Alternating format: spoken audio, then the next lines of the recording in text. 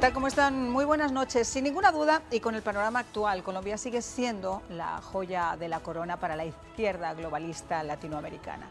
La mala noticia es que lo que hemos visto en el pasado, por muchos que algunos traten de negarlo, esa injerencia de Venezuela y de Cuba para tratar de desestabilizarla, se mantiene de cara a las elecciones del próximo mes de mayo con una mano negra meciendo la cuna de uno de los suyos, maestro y alumno del marxismo más rancio. Gustavo Petro, un exguerrillero del M-19 y ahora candidato presidencial, sigue a día de hoy liderando las encuestas. Y muchos de nosotros tenemos que frotarnos los ojos preguntándonos qué le pasa a nuestros pueblos que carecen a veces de memoria histórica o simplemente de vista para mirar lo bien que lo están pasando los venezolanos, que están incluso en Colombia, los nicaragüenses o los cubanos, en las garras de estos encantadores de serpientes populistas. Hoy, sin ir más lejos, pues anunció un nuevo impuesto que va a poner en Colombia si gana la presidencia y que afectaría a la gente más pudiente, a la clase más alta. Y aunque yo no soy de creer fielmente en las encuestas y sí en el poder de la calle el día de emitir su voto, una nueva fotografía de la carrera electoral tomada en las últimas horas por el Centro Nacional de Consultoría SA muestra dos imágenes llamativas. Una distancia tomada para una primera vuelta por los candidatos Gustavo Petro del Pacto Histórico y Federico Gutiérrez de Equipo por Colombia. Sobre los aspirantes, Rodolfo Hernández, independiente, y Sergio Fagarzo, de la coalición Centro Esperanza. Pero hay también un empate técnico de cada uno de los tres rivales del exalcalde de Bogotá y dirigente de izquierda en el escenario de una posible segunda vuelta. Hoy, para hablar de Colombia, para hablar de otros temas de actualidad, tenemos con nosotros al ex vicepresidente y ex embajador de Colombia en los Estados Unidos, Francisco Santos.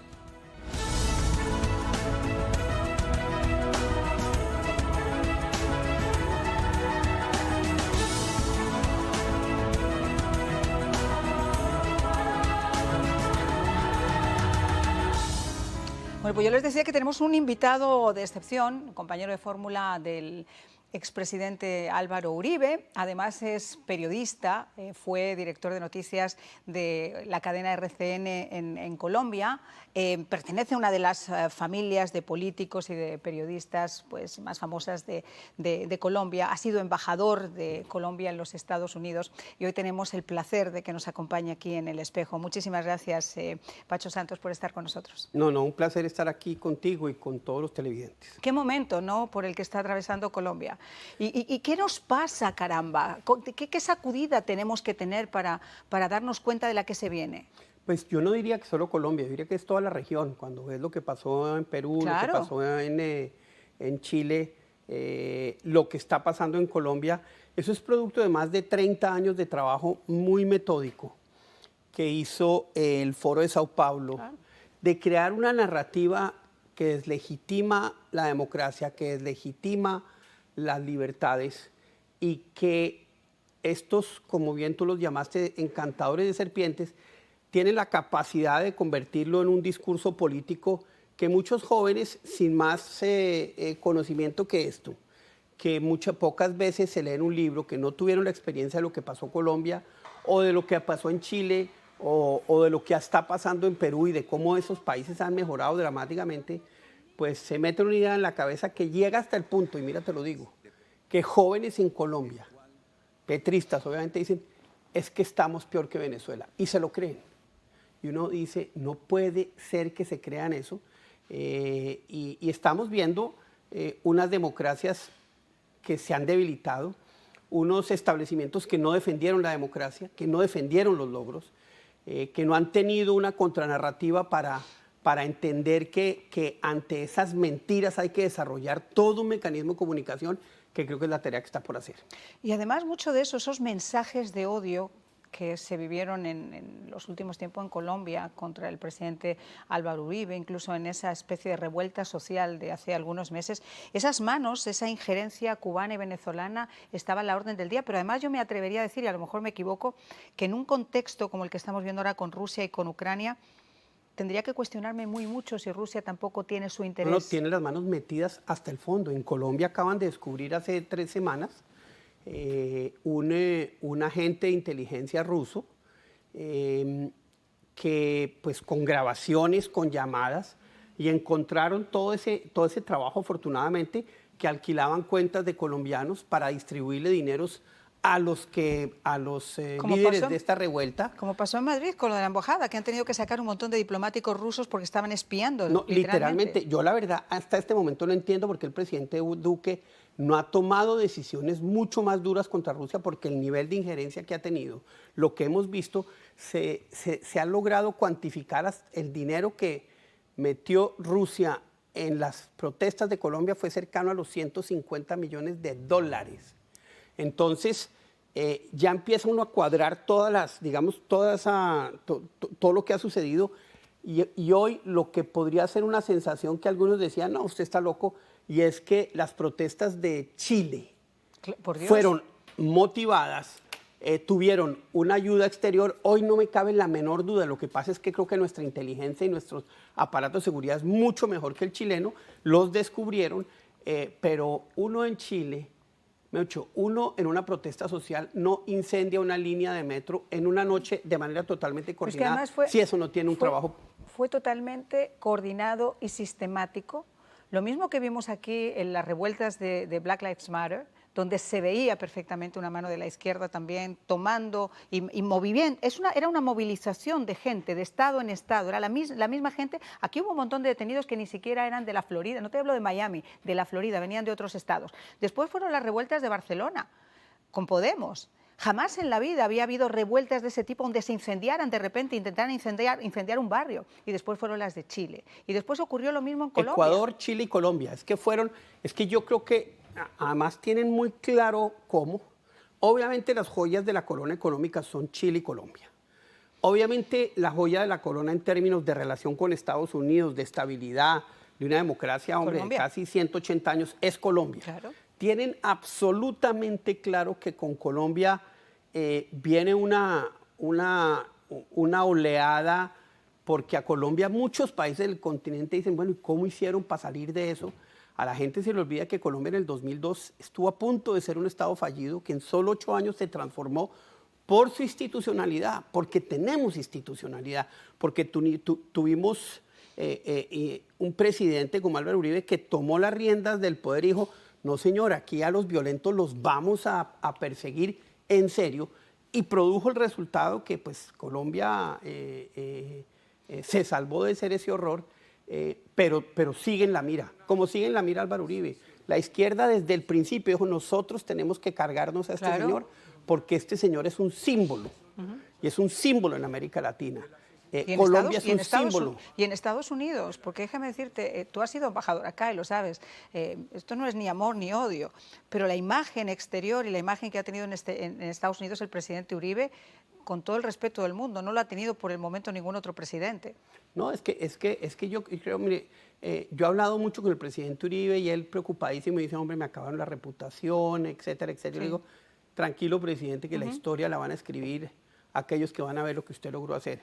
Lo que pasa es que estamos en una batalla mediática hoy y en un momento político hoy tan importante que lo que hicieron durante los pasados 20 años ha tenido éxito, no nos digamos, con una justicia no tan politizada como la de muchos otros países, pero con segmentos politizados que han perseguido al presidente Uribe, y creo que hoy por hoy estamos en parte en la situación en que estamos precisamente por toda esa campaña y por todo ese trabajo que se han hecho durante muchas décadas desde el Foro de Sao Paulo y hoy su cara, que lavó un poco su cara con el Grupo de Puebla, y este sector de izquierda que logró crear una narrativa en Colombia mentirosa, falsa, que solo crea odios y que capitaliza el señor Petro. Ahora, tú eres periodista como yo y uno se plantea, y acabas de dar en el clavo, esto no es una guerra solamente institucional, es una guerra también mediática. Totalmente. Es una guerra de intereses mediáticos, donde, caramba, yo puedo empezar este programa con un editorial marcado, donde la gente sabe que estoy dando mi opinión. Cuando yo tengo que dar noticias, el tema es completa y absolutamente diferente y lo he hecho por 25 años. El problema ahora es que está totalmente mezclado la opinión con la información y a la gente se la está mintiendo descaradamente. Le estás contando lo que tú le quieres contar. No le estás dando tu opinión, le estás informando con tu opinión, que es terrible. Pues mira, en Colombia está pasando parecido a lo que está pasando acá, parecido a lo que pasó en Chile, lo que está pasando en Perú. El centro está desapareciendo. Y eso ha generado, digamos, una oportunidad y un oportunismo para que muchos de aquellos que quieren es hacer política a través de los medios de comunicación lo hagan. O utilicen los medios de comunicación para hacerlo. A mí lo que más me preocupa es que no haya una contrapropuesta o un rechazo tan claro de muchos de los sectores periodísticos a esto. Al contrario, se acomodan y al acomodarse lo que uno hace es crear ese incentivo de yo solo leo esto porque esto es lo que me dice, esto es lo que me publica o me da la información con la que yo estoy de acuerdo. Y me parece que, entre otras, esto ha servido muchísimo para crear ese ambiente con los twitters, pero lo grave es que hoy los medios de comunicación y la prensa en especial, y en Colombia la radio, tienen una problemática fundamental, y es que uno antes iba allí para tomar decisiones, hoy va es para reafirmar sus convicciones.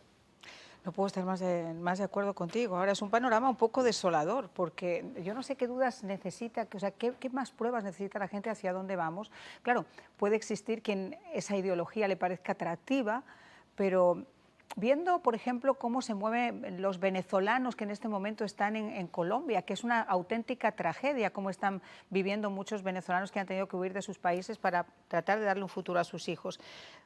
Teniendo eso en mente, lo que hemos visto hoy, por ejemplo, de ese anuncio del impuesto a la gente más alta. Bueno, yo le estaba haciendo una pregunta que seguramente se está haciendo usted en su casa y me la hago yo continuamente, y es ¿qué más pruebas hacen falta para que de repente algo está tomando un camino que es difícil que se desvíe? Y en el caso de Petro, bueno, lo hemos visto, ya solamente en el día de hoy, el anuncio que ha hecho diciendo que pondría un impuesto más a la clase más pudiente, a la clase más alta, comienza ya a marcar un hipotético gobierno y una tendencia bastante izquierdosa, ¿no? Pues la tendencia está, yo creo que él está preocupado porque así como le fue también y lleva 4 años haciendo campaña, iba volando a ganar en la primera vuelta, hoy primero ya no, y hoy en la segunda ya está absolutamente equiparado con un tema de margen de error a Federico Gutiérrez. Entonces no la está viendo tan fácil y él cree, y él pues dentro de su convicción cree que radicalizar es lo importante. Es un error. Pero eso no es lo más grave. Él ha hablado de nacionalizar las pensiones, ¿Sí? eso, robarle el dinero a los ciudadanos, pero ¿sabes para qué? Para gastárselo. Para gastárselo en cosas que le sirvan para ver cómo se perpetúan en el poder. Más populismo. Y cómo se perpetúan en el poder. Yo no creo que el señor Petro se va a quedar solo 4 años. Yo creo que ellos, y tú oyes a la vicepresidenta y dices, no, es que este es un proyecto de 20 años, y ves declaraciones de Petro hace poco tiempo, y dice, no, es que nosotros necesitamos 16 años para cambiar este país. Qué miedo. Yo no creo en esas credenciales democráticas, no, pero creo en la sabiduría del pueblo colombiano. Se está reaccionando, está hablando duro, está la gente muy activa y creo que de esta nos salvamos. Pero de esta, si nosotros no entendemos que tenemos que salir a defender la democracia. Totalmente. En serio, todos los días, las libertades, la institucionalidad, la libre empresa, con una narrativa que contrarreste la narrativa que ellos han creado, vamos a estar en 4 años en el mismo Pacho, problema. contrastar lo que te cuentan con lo que ves, es tan simple como eso. Mira, ya no te digo estudiar, te digo ver, simplemente mira, Petro miente cómo viven esos venezolanos. Petro miente descaradamente y no pasa nada.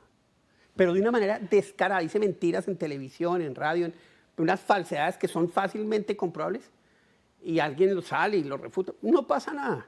Uno dice, bueno, pero aquí, ¿qué está pasando?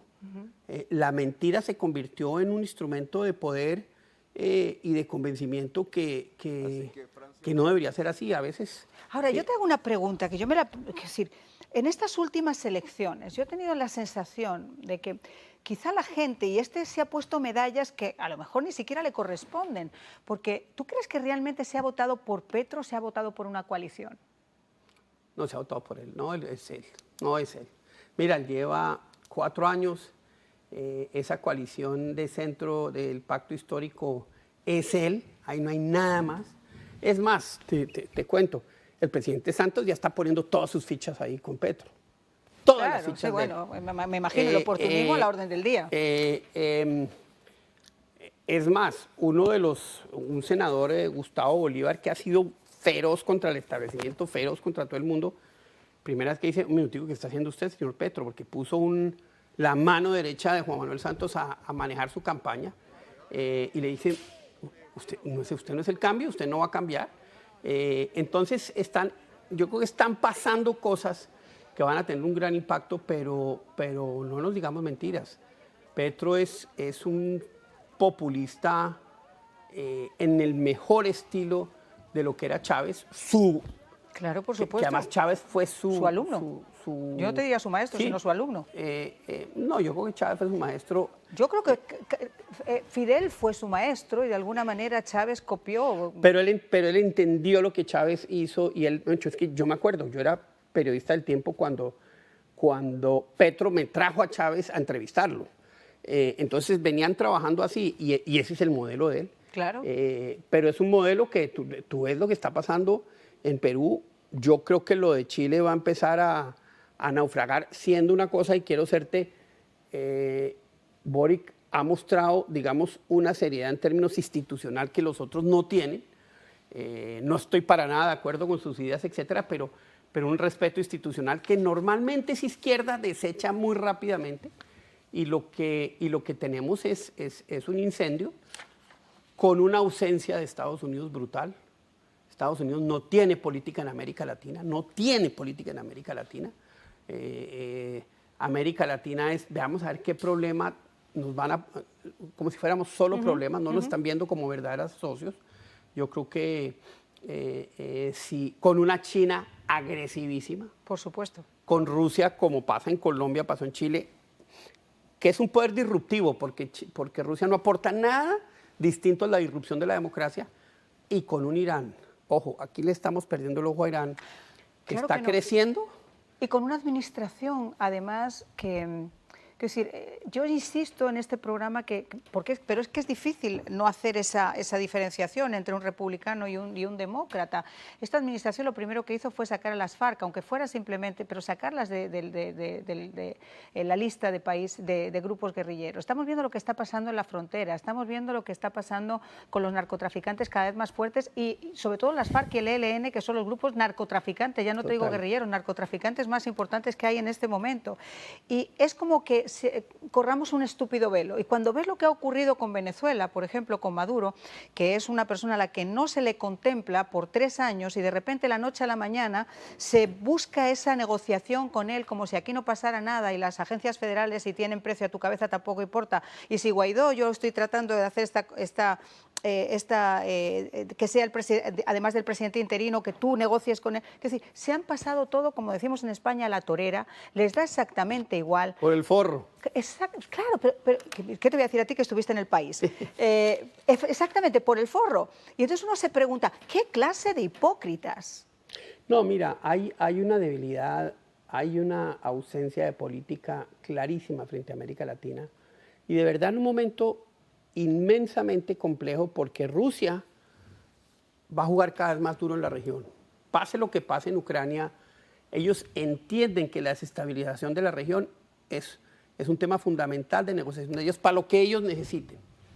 Irán, a quien le están otra vez abriendo las puertas, hoy lo que está haciendo es enseñándole y trabajando con la inteligencia y con las fuerzas militares venezolanas en todo el tema que ellos son expertos de guerra asimétrica, de guerra de drones.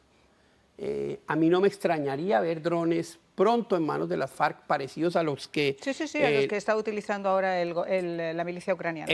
No, y la que utilizó la guerrilla en el conflicto en Yemen. Ah, el de Yemen. Que lograron hacer un atentado en Abu Dhabi. O sea, esto puede ser desde Caracas a Bogotá, que está creciendo su footprint, su peso específico en América Latina, y Estados Unidos distraído y sin una mirada estratégica hacia América Latina. Y mientras tanto China, venga, ya empezando a ejercer un poder, pasó del poder suave al poder duro. Yo lo escuché al canciller Araujo decir en televisión brasilera, a mí me sacó China. Y yo dije, ¿qué? Y me puse a averiguar y me dicen amigos que conocen muy bien el poder chino en Brasil, dicen, mire, el embajador chino es más poderoso que el gobernador de Sao Paulo.